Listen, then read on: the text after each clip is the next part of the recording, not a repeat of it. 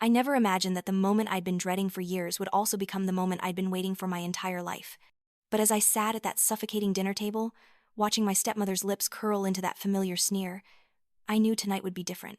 Tonight, the joke would finally be on them. My name is Eleanor Vance, though everyone in this house has always called me Ellie, usually with a tone that made my name sound like an insult. For 28 years, I've been the family disappointment, the unmarried daughter, the one who couldn't quite measure up to everyone's expectations. Or so they thought. The annual Vance family dinner in Charleston, South Carolina, was supposed to be a celebration. My father, Robert Vance, had built a modest real estate empire, and these gatherings were his way of reminding everyone of his success. The dining room was exactly as I remembered from countless other nights, the long mahogany table that seated 12 but always made me feel utterly alone, the crystal chandelier that cast harsh shadows across faces that rarely showed me warmth, and the suffocating air of judgment that seemed to seep from the very walls. I arrived on time, as I always did, wearing a simple navy dress that I knew would draw criticism for being too plain. My father sat at the head of the table, his face already flushed from his pre-dinner bourbon. My stepmother Patty perched beside him like a vulture, her too-tight facelift giving her an expression of permanent surprise. And then there was Sam, my stepsister, younger than me by 3 years but somehow always ahead in our father's eyes.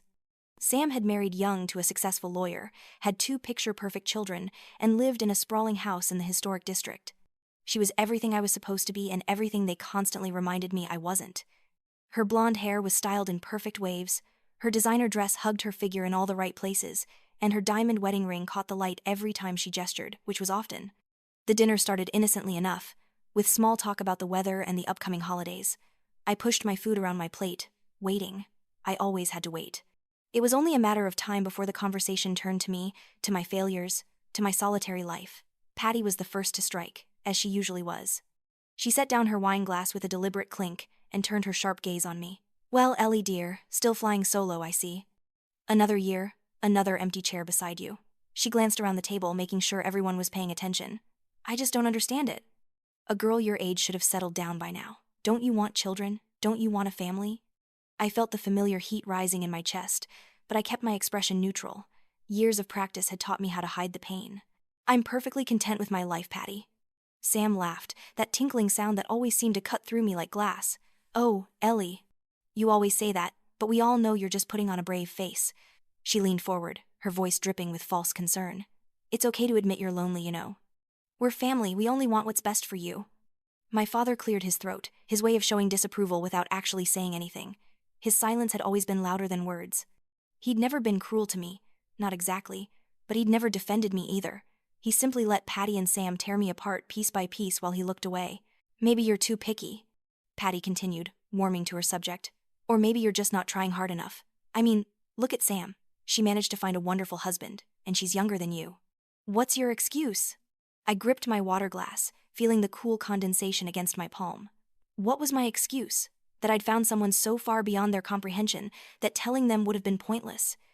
That I'd been married for 3 years to a man they'd spent years talking about in hushed, reverent tones, never knowing he slept beside me every night. Sam stood up, her chair scraping against the hardwood floor. She walked around the table with exaggerated sympathy, placing her manicured hand on my shoulder. The weight of it felt like an anchor. "You know what, Ellie? Maybe you should just accept that some people are meant to be alone. There's no shame in it. You can always get a cat or something. Lots of single women find companionship that way." She winked at the table, and they all laughed. Even my father chuckled, though he at least had the decency to hide it behind his napkin. Carol, my biological mother who'd divorced my father when I was 10 and had somehow ended up back at these dinners for reasons I'd never understood, simply stared at her plate. She'd never been strong enough to stand up for me. She'd chosen peace over protection every single time. I felt something shift inside me then. It was like a lock clicking open, a door I'd kept closed for years finally swinging wide. I'd endured these dinners for so long, told myself that family was important, that I needed to keep trying, that maybe one day they'd see me differently. But in that moment, with Sam's hand still resting on my shoulder like a brand and her condescending words still hanging in the air, I realized something crucial. I didn't need them to see me differently. I needed to stop caring whether they saw me at all. I opened my mouth to respond, to finally say something that would cut through their smug superiority, when the doorbell rang. The sound echoed through the house, sharp and unexpected. Everyone froze. It was 8:30 on a Tuesday night. No one was expected. My father frowned, setting down his fork. "Who the hell is that at this hour?" Sam removed her hand from my shoulder, her brow furrowing. "Are you expecting someone, Daddy?" No, he said, already rising from his chair, but I placed my hand on his arm, stopping him. I'll get it, I said softly. Patty snorted. Oh, finally. Did you order takeout because you don't like my cooking? I didn't respond. I simply stood, smoothed down my dress, and walked toward the foyer. My heart was pounding so hard I could hear it in my ears. I knew who was at the door. I'd texted him an hour ago, a simple message. It's time. Sam, never one to miss an opportunity to insert herself into a situation, jumped up and rushed past me. I'll get it, Ellie. You just sit down and finish your dinner. She practically ran to the door, her heels clicking against the marble floor. I followed slowly, deliberately, giving her just enough time to open the door and see him standing there. I wanted to savor this moment, to burn it into my memory forever. Sam pulled open the heavy oak door, her practiced hostess smile already in place. Hello, can I help you with some? Her voice died mid-sentence. The smile slid off her face like melting wax. Her mouth opened and closed, but no sound came out. Julian Thorne stood in the doorway, and he was magnificent. At 6'3", he dominated the space effortlessly. His black suit was perfectly tailored, probably worth more than Sam's entire wardrobe. His dark hair was styled back, revealing sharp cheekbones and a jawline that could cut glass. But it was his eyes that had always captured me, steel, gray, and utterly piercing, the kind of eyes that saw through every facade and pretense. He looked at Sam the way someone might look at a minor obstacle, barely worthy of acknowledgement, then his gaze moved past her and found me. His expression softened almost imperceptibly, and I saw the corner of his mouth lift in that subtle smile that was mine alone. Eleanor, he said, his voice deep and smooth, carrying easily through the foyer into the dining room.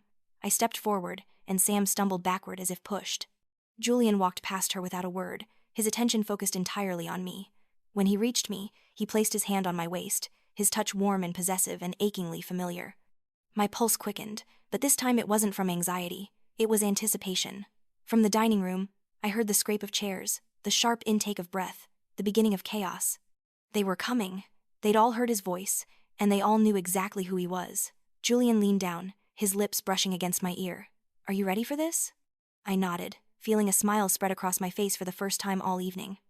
I've been ready for 3 years. He straightened, keeping his hand firmly on my waist, and together we walked back into the dining room. The scene that greeted us was almost comical. My father had gone completely pale, his hand gripping the edge of the table as if he might collapse without support. Patty's wineglass had slipped from her fingers, shattering on the hardwood floor, red wine spreading like blood across the boards. Carol had her hand pressed to her mouth, her eyes wide with shock. But it was Sam's reaction that gave me the most satisfaction. She'd followed us back into the room, and she stood frozen in the doorway, all the color drained from her face. Her mouth was still opening and closing like a fish out of water, and her hands were trembling, the silence stretched out, thick and heavy and delicious.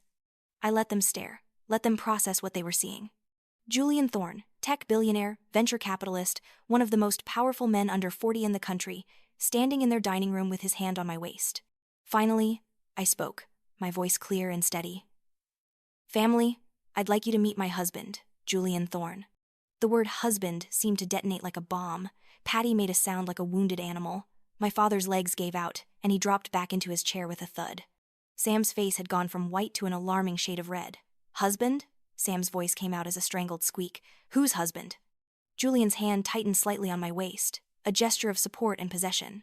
When he spoke, his voice was calm, almost amused, but there was an edge of steel underneath. Mine, Miss Vance. Eleanor is my wife. Robert found his voice, though it came out hoarse and disbelieving. This is impossible. Ellie, what kind of sick joke is this? I felt Julian tense beside me, but I placed my hand on his chest, a silent message to let me handle this. It's not a joke, Dad. Julian and I have been married for 3 years. We've been together for 4. 3 years? Patty's voice was shrill now, climbing to a pitch that probably bothered the neighbors. 3 years and you never said a word? Not one word to your family? And why would I?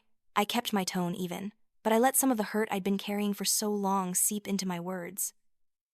So you could mock me? So you could turn it into another one of your jokes? Tell me, Patty, what would you have done if I'd brought Julian to dinner 3 years ago? Sam was shaking her head, backing away as if distance might somehow make this less real. No, this doesn't make sense. You're Ellie. You're just Ellie. You don't date billionaires. You don't marry Julian Thorne. That's not who you are. And who am I, Sam? I stepped forward, away from Julian, needing to stand on my own for this. Tell me, who have you decided I am? She looked at me with something close to panic in her eyes. You're my sister. You're the one who doesn't... Who doesn't what? Who doesn't matter? Who doesn't measure up?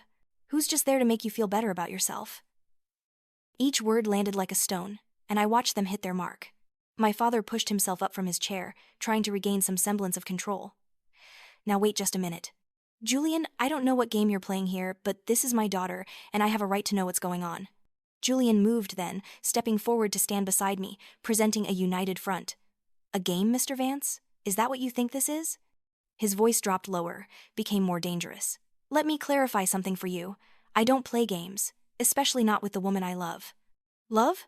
Robert laughed, but it sounded forced, desperate. You expect me to believe that you, Julian Thorne, fell in love with my daughter? Out of all the women in the world? Yes, Julian said simply. Out of all the women in the world, I chose Eleanor, because she's brilliant, compassionate, and stronger than anyone in this room, including you. Patty had managed to regain some composure, though her hands were still shaking as she poured herself more wine from a fresh glass. This is absurd. Ellie, honey, I don't know what you've gotten yourself into, but this man is clearly using you for something. Men like him don't marry women like you. Women like me? I felt my anger rising, hot and righteous. What exactly do you mean by that, Patty? She had the audacity to look at me with pity. Oh, sweetheart, you know what I mean. You're sweet, you're nice, but you're not exactly sophisticated. You're not the type who moves in those circles. I'm just trying to protect you from getting hurt. Protect me? I laughed, and it was a harsh, bitter sound. You've spent years tearing me down, making me feel worthless, turning every family gathering into a roast where I'm the main course, and now you want to pretend you're protecting me? Sam stepped forward, tears streaming down her face now. That's not fair, Ellie. We were just teasing. It was harmless. We're family. Family jokes around. Jokes? I turned to face her fully. You want to talk about jokes? Let's talk about last Thanksgiving when you told everyone at the table that I'd probably die alone with my cats. Or Christmas 2 years ago when you loudly discussed how sad it was that I was the only one without a plus one. Or my birthday last year when you gave me a self-help book titled Finding Love After 30. Sam's face crumpled. I didn't mean... Yes, you did, I cut her off. You meant every word, every joke, every comment, every pitying look. You built your entire self-worth on the idea that you were better than me. That you had it all figured out while I was just sad, pathetic Ellie. Carol finally spoke, her voice barely above a whisper. Ellie, please, we're family. We can work through this. I looked at my mother, at this woman who'd birthed me but never truly protected me. Can we, Mom? Can we work through years of you sitting silently while they tore me apart? Can we work through you choosing your own comfort over standing up for your daughter? She flinched as if I'd struck her, and fresh tears rolled down her cheeks. But I felt no satisfaction in her pain, only a hollow ache for what could have been. Robert was staring at Julian now, and I saw something in his expression shift. Recognition. Fear. Wait, he said slowly. Thorne, 10 years ago, the Greystone development deal. Julian's expression didn't change, but I felt him go very still beside me. Go on. My father's face went from pale to gray.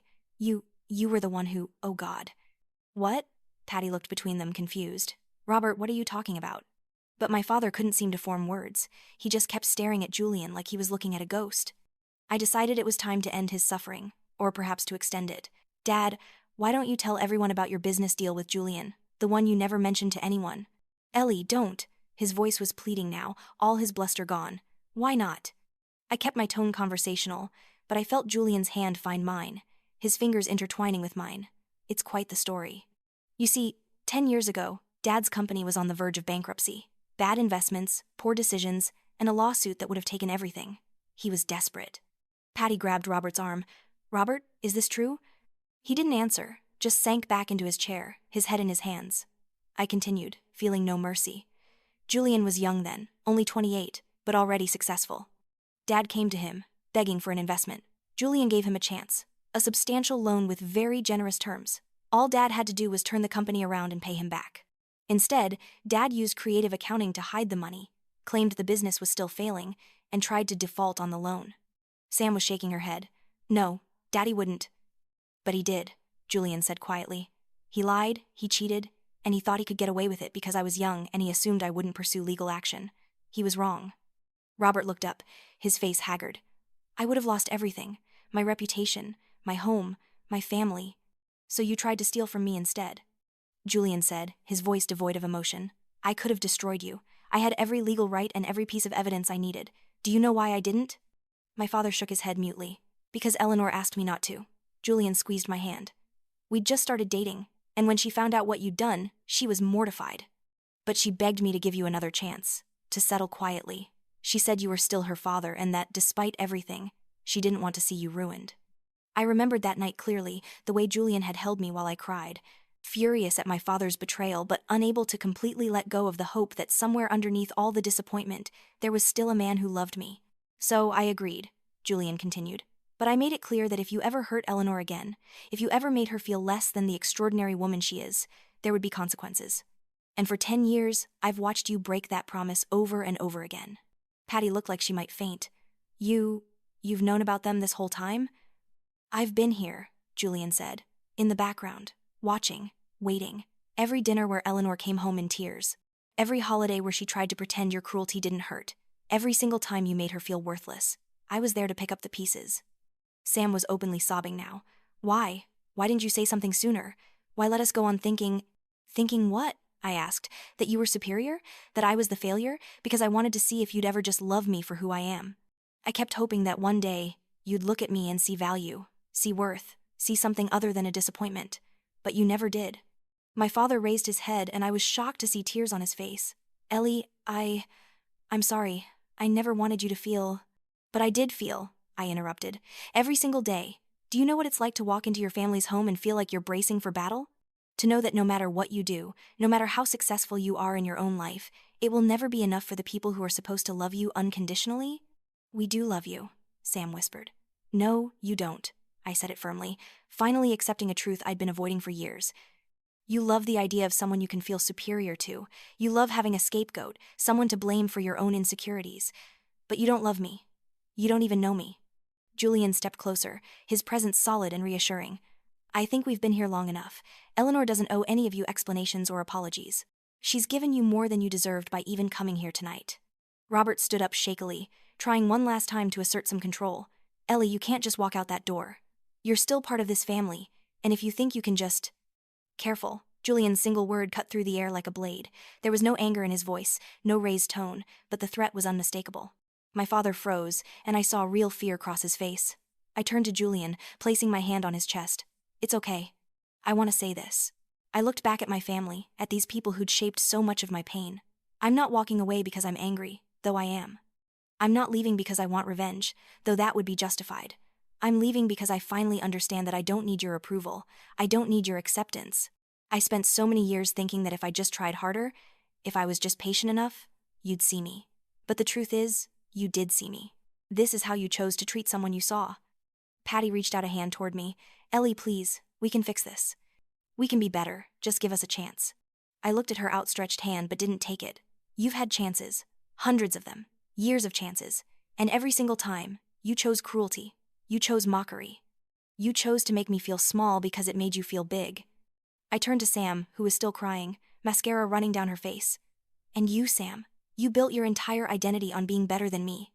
Every achievement, every milestone, it only mattered because you had me to compare it to. What are you going to do now? Who are you going to be when I'm not here to be less than? She opened her mouth but no words came out. I saw the realization hitting her, the understanding that she'd defined herself in opposition to me for so long that she didn't know who she was without that dynamic. I looked at my mother last. And Mom, I forgive you. Not because what you did was okay, but because I understand that standing up would have meant standing alone, and you've never been strong enough for that. I hope one day you find the courage to be the person you should have been. Carol sobbed, covering her face with her hands, but I'd said what I needed to say. Julian placed his hand on the small of my back, and together we turned toward the door. Behind us, I heard my father call out, Ellie, wait, please, I'm begging you. I paused at the doorway but didn't turn around. I'm not cruel like you were to me. I'm not going to humiliate you or expose what you did 10 years ago. I'm simply going to live my life, the life I've built with a man who actually sees my worth. I hope you can all find peace with the choices you've made. I finally have. We walked out into the warm Charleston night, and I heard the door close behind us. Julian guided me toward his car, a sleek black Porsche Panamera that gleamed under the streetlights. He opened the door for me, and before I got in, he cupped my face in his hands. Are you okay? He asked, his eyes searching mine with that intensity that still made my breath catch. I smiled, a real smile, one that reached my eyes. I'm better than okay. I'm free. He kissed me then, soft and tender and filled with promise. When we pulled apart, he rested his forehead against mine. I'm so proud of you. I couldn't have done it without you, I whispered. Yes, you could have, he said firmly. You're the strongest person I know, Eleanor. You've always been strong. You just needed to remember it.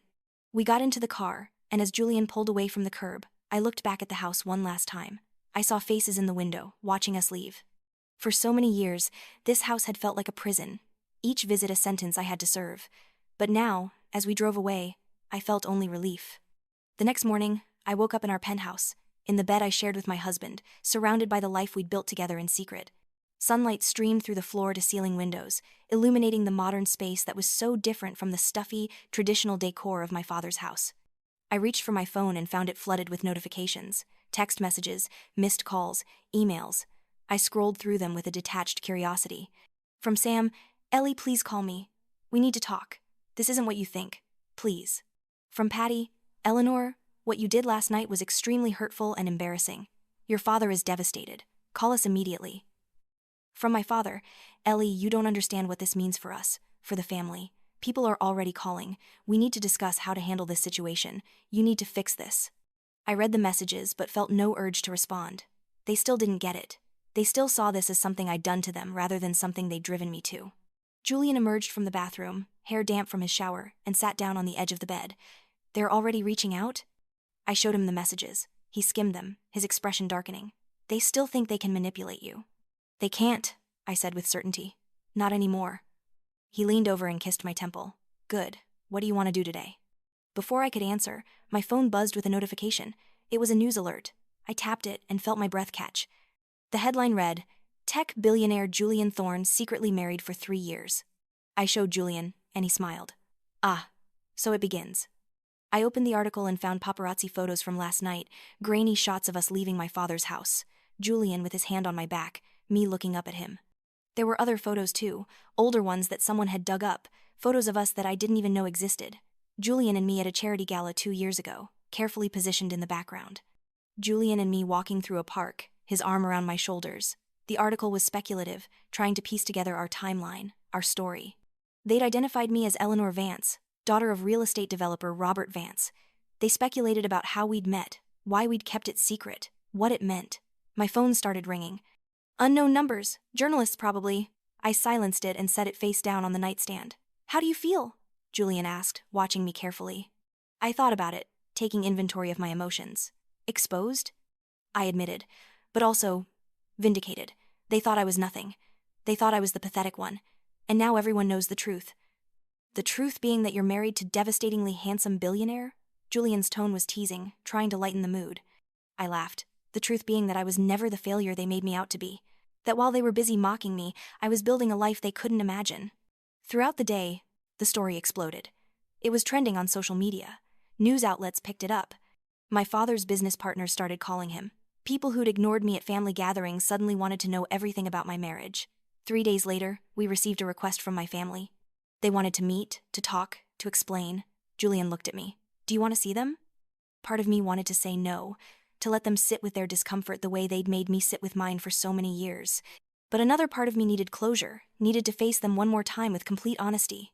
"Yes," I said, "but on our terms, in our space." Julian arranged for them to come to his office building in downtown Charleston. It was a statement in itself, meeting them on his territory, in the gleaming glass tower that bore his company's name. We waited in the lobby, Julian's hand warm in mine, as the receptionist announced their arrival. They looked different when they walked in, smaller somehow. My father's usual confidence was gone, replaced by a kind of desperate anxiety. Patty's designer outfit looked out of place in this modern setting, trying too hard. Sam was wearing sunglasses inside, probably to hide eyes swollen from crying. Security stopped them at the entrance. They weren't just walking into Julian's building. This was his domain, and here, they had no power. Julian and I walked toward them, and I saw them all tense. My father tried to smile, tried to project warmth, but it came across as strained. "Ellie," he said, his voice cracking. "Thank you for agreeing to see us." "Mr. Vance," Julian's voice was cool and professional. "I believe you have something to say to my wife." The formality of it, the way Julian established the power dynamic immediately, made my father flinch. He nodded, wringing his hands in a gesture I'd never seen from him before. "Ellie, sweetheart, I know I made mistakes. I know that dinner was difficult for you, and I'm sorry. But you have to understand, this has put us in a very difficult position." People are asking questions, wanting to know why you never mentioned your marriage. It makes us look bad, like we don't know our own daughter. I stared at him, waiting for something more, something real, but that was it. His apology was about how my actions had affected him, about his reputation, his discomfort. That's it? I asked quietly. That's your apology? Patty stepped forward, her expression pleading. Eleanor, dear, we never meant to hurt you. We were just concerned about you, about your future. All those things we said, they came from a place of love. Love? I repeated the word like it was foreign. Patty, do you know what love actually is? Because from where I'm standing, it looks nothing like what you showed me. Sam removed her sunglasses, and her eyes were indeed red and swollen. Ellie, I'm sorry. I'm so sorry. I didn't realize I never thought about how much I was hurting you. I was jealous, okay? I've always been jealous. That caught me off guard. Jealous? Of what? Of everything. Sam's voice rose, and tears started flowing again. You were always the smart one, the one Dad actually paid attention to before he married Patty. You got good grades, you got into a great college, you had this whole life ahead of you. And then I came along, and I had to be better, had to prove I was worth something too.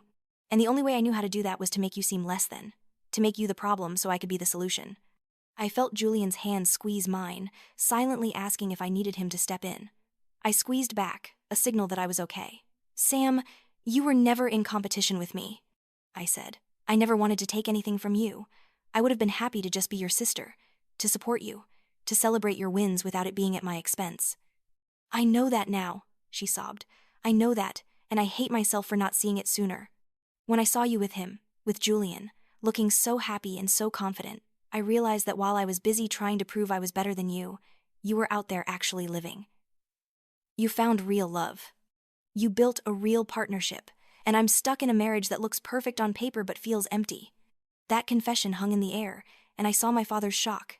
He clearly didn't know about Sam's marital problems.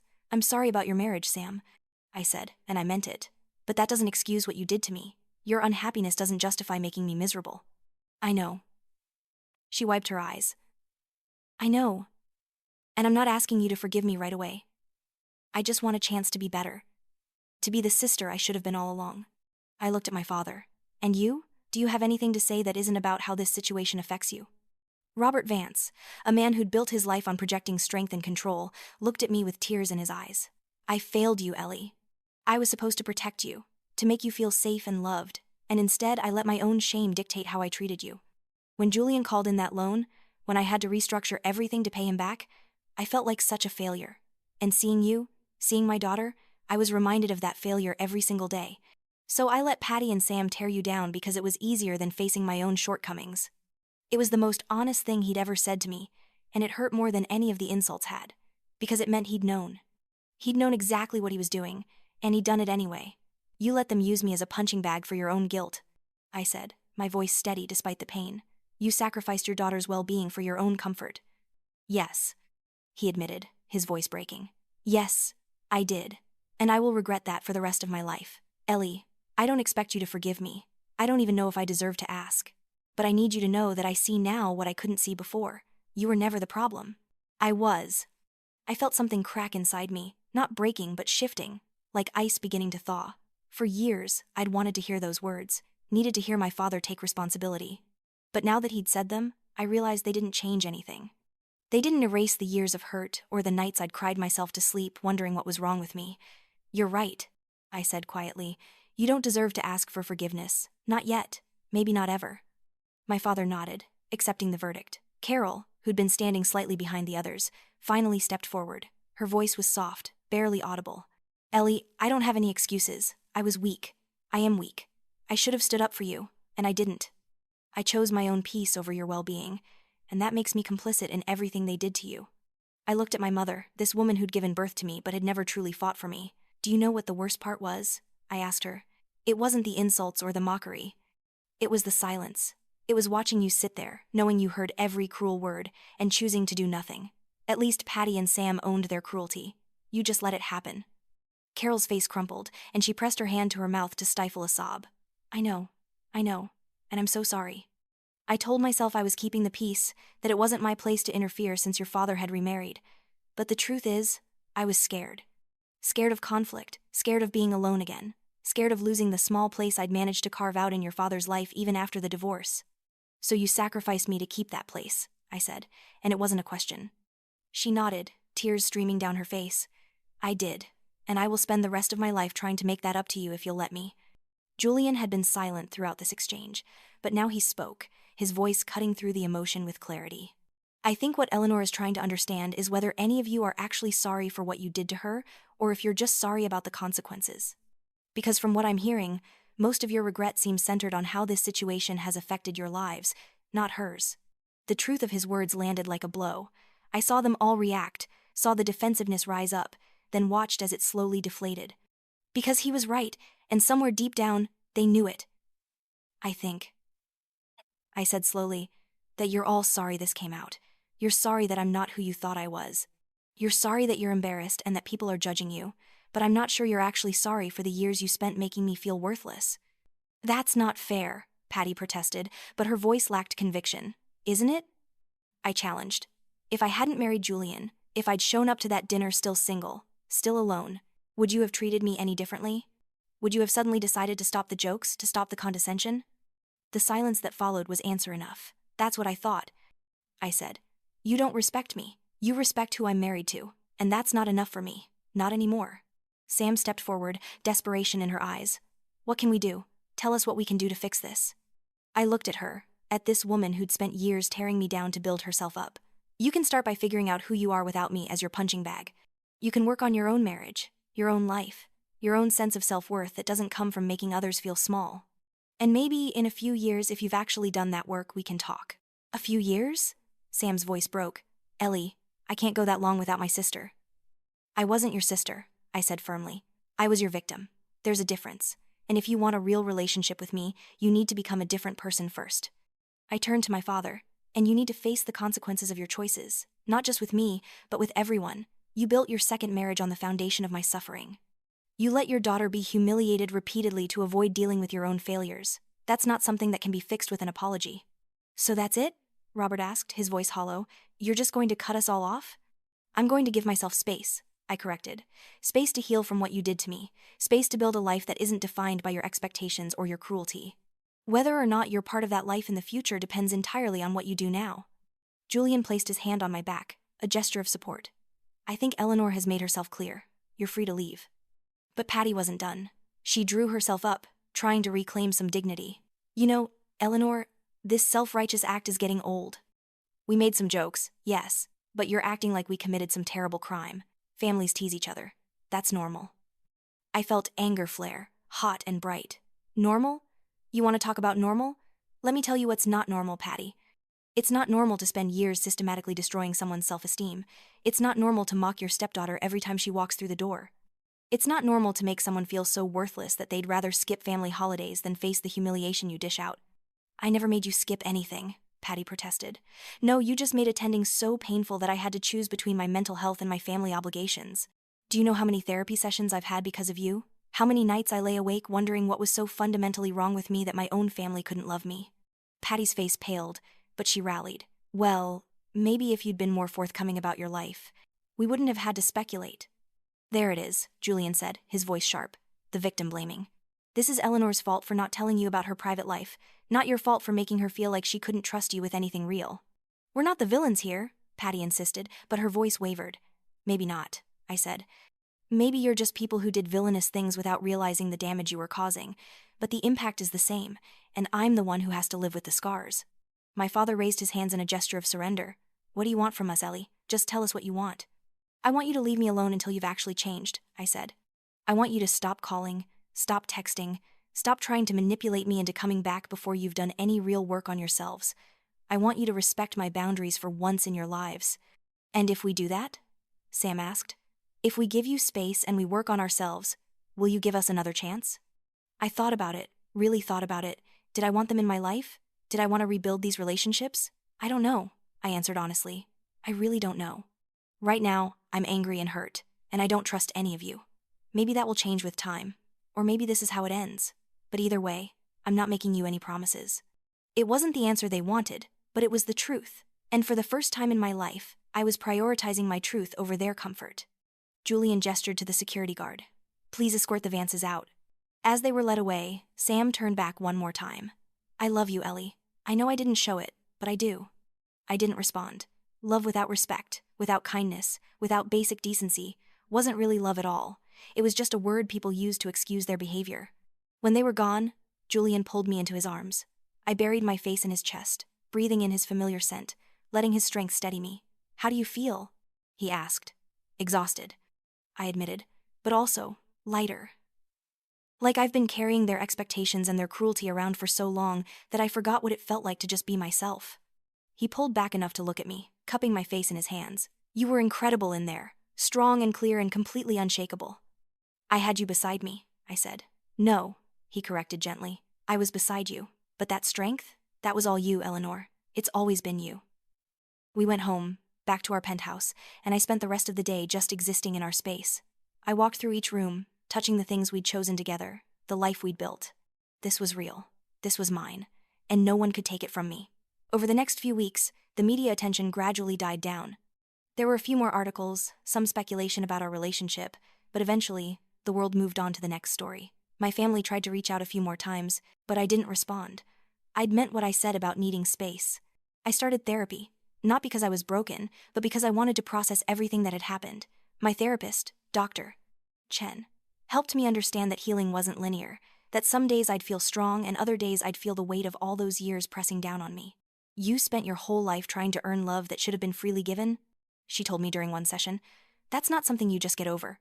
But you can learn to recognize your own worth independent of their validation. Julian was patient through all of it. On the days when I was quiet and withdrawn, he gave me space. On the days when I needed to talk through every painful memory, he listened without judgment. On the days when I just needed to be held, he held me. 3 months after that confrontation in the lobby, I was working from home when my phone rang. It was Sam. I stared at the screen, my finger hovering over the decline button, but something made me answer. Hello? Ellie. Sam's voice was different, quieter, less performative. I know you said you needed space, and I've tried to respect that. But I wanted you to know that David and I are getting divorced. I wasn't entirely surprised, given what she'd admitted during our last meeting. I'm sorry to hear that. Don't be, she said, and I heard something like relief in her voice. It's been a long time coming. We've been living separate lives for years, just putting on a show for everyone else, kind of like what you were saying about our family. I didn't say anything, just listened. I've been in therapy, she continued, 3 times a week, and it's been hard, Ellie, really hard. Because I've had to face some ugly truths about myself, about why I treated you the way I did, about the kind of person I became. And what did you learn? I asked, genuinely curious. That I was jealous of you my whole life, she said. Not because you had anything I wanted, but because you were comfortable being yourself. Even when Dad remarried and Patty came into our lives, even when they started treating you like you weren't good enough, you never pretended to be someone you weren't. And I resented that because I spent every day trying to be who I thought everyone wanted me to be. It was perhaps the most honest thing Sam had ever said to me. Why are you telling me this? Because you deserve to know that what you said affected me. Really affected me. I'm not calling to ask for forgiveness or to try to force a relationship. I just wanted you to know that I'm trying to change, not because I think it'll bring you back, but because I don't want to be that person anymore. I felt something shift in my chest. Not forgiveness exactly, but maybe the beginning of understanding. That's good, Sam. I hope you find what you're looking for. Thank you, she said quietly. And Ellie? For what it's worth, I'm proud of you. For walking away, for choosing yourself, for showing me what strength actually looks like. We hung up shortly after, and I sat with the conversation, processing it. Julian came home and found me on the couch, staring out the window. Everything okay? He asked, settling beside me. Sam called. I told him. She's getting divorced. She's in therapy. How do you feel about that? I don't know, I admitted. Part of me feels bad for her. Part of me thinks this is exactly what she needed. And part of me is just tired of carrying all this emotional weight. Julian pulled me close. Then, maybe it's time to put it down. How? I asked. How do I just stop caring about what happened? You don't stop caring, he said, but you can choose to stop letting it define you. You can acknowledge that they hurt you, that it wasn't fair, that you deserved better, and then you can choose to focus on the life you have now instead of the one you didn't get to have. It sounded so simple when he said it, but I knew it would be harder in practice. Still, I was willing to try. 6 months passed. Then a year. I threw myself into my work as a nonprofit consultant, helping organizations maximize their impact. It was fulfilling in a way my family relationships had never been. I built friendships with people who valued me, who celebrated my successes without needing me to fail so they could feel superior. Julian and I traveled, exploring places we'd never been together. We went public with our relationship, attending events and galas as a couple.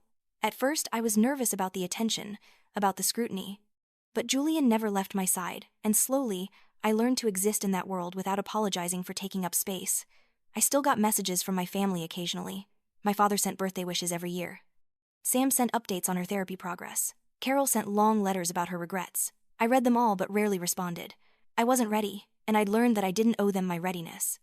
On our 4th anniversary, Julian surprised me with a trip to Paris. We stayed in a beautiful hotel overlooking the Seine, spent our days wandering through museums and our nights dining at restaurants where the waiters spoke in rapid French that neither of us fully understood. On our last night there, we sat on our balcony watching the Eiffel Tower light up against the night sky. Julian handed me a small box. "What's this?" I asked. "Just open it," he said, smiling. Inside was a delicate necklace. A simple pendant in the shape of a phoenix rising from flames. I looked at him questioningly. "You rose from the ashes of what they tried to make you," he explained. "You rebuilt yourself, became someone stronger and more beautiful than they could have imagined. I wanted you to have something to remind you of that." Tears filled my eyes as he fastened it around my neck. "Thank you," I whispered, "for seeing me when no one else did. For believing in me when I couldn't believe in myself. Always," he promised. "But Eleanor, you have to know that you would have risen with or without me. I didn't save you. You saved yourself. I just had the privilege of witnessing it." 2 years after that confrontation in the office building, I received an invitation in the mail. It was from Sam, inviting me to her art show. I didn't even know she painted. The invitation included a note: "No pressure to come. I just wanted you to know that I'm finally creating something that's mine, not performing for anyone else. Thank you for showing me that was possible." I showed it to Julian. "Do you want to go?" he asked. "I think maybe I do," I said, surprising myself. Not because I'm ready to have her back in my life completely, but because I'm curious, and because holding on to anger forever seems exhausting. We went to the show, arriving late so we wouldn't have to make small talk. The gallery was intimate, and Sam's paintings were raw and emotional, depicting women in various states of breaking free from constraints. In one, a woman was shedding a too tight skin. In another, a figure was stepping out of a gilded cage. They were good, genuinely good. Sam spotted us across the room. For a moment, we just looked at each other. Then she crossed to us, her steps hesitant. "You came," she said, and I heard real surprise in her voice. "I did," I confirmed. "Your work is beautiful." "Thank you." She glanced at Julian, who gave her a slight nod. "I wanted to paint the journey of becoming authentic. Of letting go of who people expected me to be and finding out who I actually am." "It shows," I said, and meant it. We talked for a few minutes, surface-level pleasantries, but there was something different about her. She seemed settled in her skin in a way she never had before. When we left, I felt neither anger nor warmth, just a kind of neutral acknowledgement that she was working on herself. That wasn't so bad. Julian observed as we drove home. "No," I agreed. "It wasn't." 3 years after everything changed at that dinner table, my father requested a meeting, not through text or email, but through a formal letter delivered to our home. In it, he acknowledged that he had no right to my time or attention, but that he'd done the work I'd asked him to do, and wanted the chance to show me. I debated for weeks whether to agree. Dr. Chen helped me work through my feelings, helped me understand that meeting with him didn't mean forgiving him, and that I could leave at any time if I felt uncomfortable. We met at a neutral location, a quiet cafe downtown. My father looked older than I remembered, his hair mostly gray now, his face lined with stress or regret, or both. He stood when I arrived, but didn't try to hug me. "Thank you for coming," he said as I sat down. "I'm here to listen," I said. "That's all I'm promising." He nodded, accepting the terms. "I've been in therapy too. Individual and group, for men who've failed their families. It's been humbling, hearing other people's stories and recognizing myself in them." "What have you learned?" I asked, echoing the question I'd asked Sam. "That I was a coward," he said bluntly. "I could face business challenges, financial risks, even the threat of bankruptcy, but I couldn't face my own shame, so I let you carry it for me. I let Patty and Sam use you as their emotional punching bag because it meant they weren't looking at my failures." "Patty," I said, "you're still with her?" "No," he said, and I saw real pain cross his face. "We divorced about a year ago." Turns out, when you build a relationship on toxicity, it doesn't survive when you try to become a better person. She didn't want to change. She liked the dynamic we had. I felt a small, guilty sense of satisfaction at that. And Sam? Sam is rebuilding her life. She's actually doing well, considering. Her art is taking off.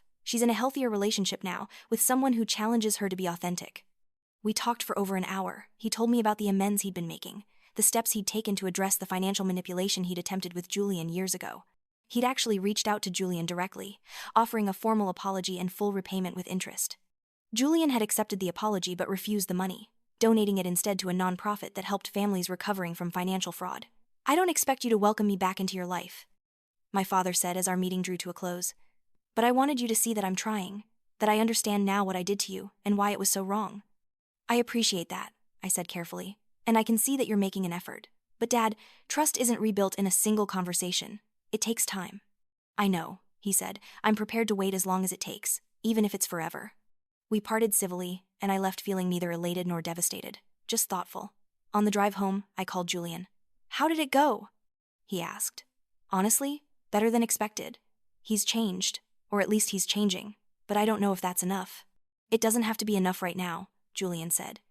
"You get to decide what enough looks like, and you get to change your mind about it as many times as you need to." That night, I looked at myself in the mirror, really looked. I saw a woman who'd survived, who'd thrived, who'd built a life she was proud of.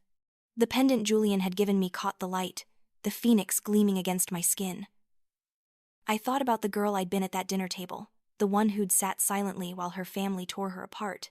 She'd felt so powerless, so small, so convinced that their assessment of her worth was accurate, but she'd been wrong. Their cruelty had never been about her value. It had always been about their own insecurities, their own fears, their own inadequacies.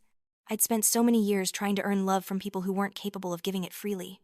I'd twisted myself into knots, sacrificing my own happiness for the slim possibility that they might finally see me, might finally decide I was worthy.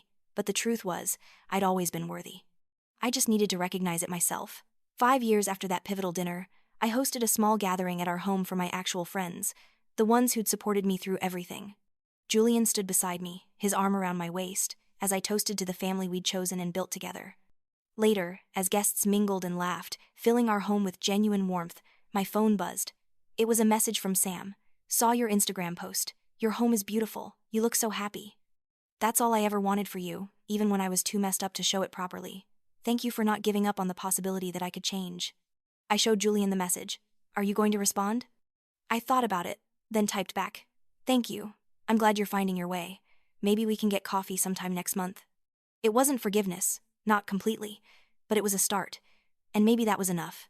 My father and I now had quarterly lunches, brief meetings where we talked about surface things mostly, but occasionally, deeper topics emerged. He'd never be the father I'd needed as a child, but he was becoming someone I could respect as an adult.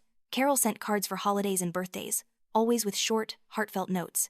I usually sent brief thanks in return. The relationship with my biological family would never be what it could have been. Too much had happened. Too much hurt had been inflicted, but I'd learned that I could acknowledge that loss while still building a fulfilling life. The family I'd created with Julian, with our friends, with the people who truly saw and valued me, that was real. That was home. On a warm evening in early fall, Julian and I sat on our balcony, much like we had in Paris years before. The city lights twinkled below us, and I felt at peace in a way I never had before. "Do you ever regret how things went down?" Julian asked. "Do you wish you'd handled it differently?" I considered the question carefully. I wish I hadn't had to handle it at all. I wish they'd been different people who made different choices, but given who they were and what they did, no. I don't regret standing up for myself. I don't regret walking away, and I don't regret making them face the consequences of their actions. "Good," he said, kissing my temple, "because watching you claim your power that night was one of the most magnificent things I've ever witnessed." I smiled, leaning into him. It was terrifying. The best things usually are. We sat in comfortable silence for a while, and I thought about the journey I'd been on. From the girl who sat silently at that dinner table, absorbing every cruel word, to the woman who'd stood in an office building and demanded better. From someone who measured her worth by others' approval to someone who knew her value intrinsically, the scars were still there. Some days, I still heard their voices in my head, still felt that familiar twist of inadequacy. But I'd learned to recognize those thoughts for what they were, echoes of other people's judgments, not truths about who I was. I'd learned to set boundaries, to walk away from situations that didn't serve me, to prioritize my own well-being over keeping the peace. I'd learned that being kind to myself wasn't selfish, that demanding respect wasn't arrogant, and that choosing happiness wasn't a betrayal of family loyalty. Most importantly, I'd learned that I was enough. Not because I'd married Julian, not because I'd proven my worth to my family, but simply because I existed. My value wasn't contingent on anyone else's recognition of it. It just was. "What are you thinking about?" Julian asked, breaking the comfortable silence. "Everything," I said. "How far I've come. How much has changed.